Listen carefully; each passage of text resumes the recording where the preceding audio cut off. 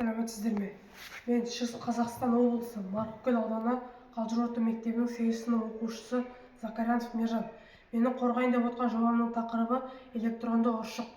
Қазіргі заманда технологиялар қарқынды дамуда.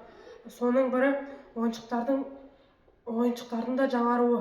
Электронды ұршық дәстүрлі ұршықтың заманауи түрі. Ол балалардың қызығушылығын арттырып қана қоймай, физика заңдарын түсінуге көмектеседі.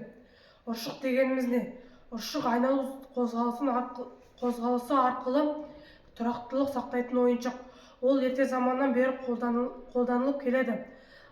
Айналған кезде тепе-теңдігін сақтайды.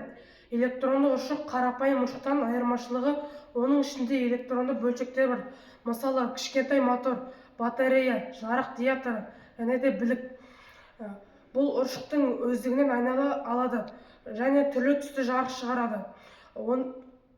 Электронды ұршықтың жұмыс істеу принципі электронды ұршықтың жұмысы және айналу қозғалысы мен электр энергиясына негізделген. Батарея моторды іске қосады, ал мотор ұршықты айландырады. Айналу кезінде тұрақтылық сақталады. Бұл жердің физикадағы маңызды ұғым айналу қозғалысы. Пайдасы: электронды ұршық балалардың қызығушылығын арттырады, ойлау қабілетін дамытады, физика заңдарын түсінуге көмектеседі, қол моторикасын жақсартады, қауіпсіздік ережелері: оған су тигізбеу керек, батареяны дұрыс қолдану керек, кішкене бөлшектерін ауызға салмау керек. Қорытындылай келе, электронды ұршық дәстүр мен технологияны үйлесімі.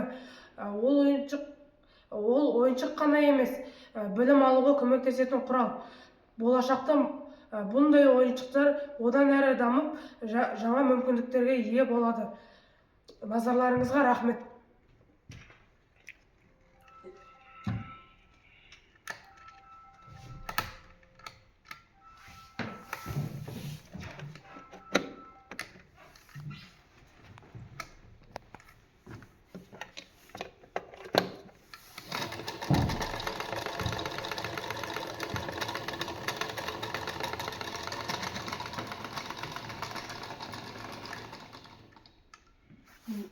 Міне, бұл құрылғы осылайша жұмыс жасайды.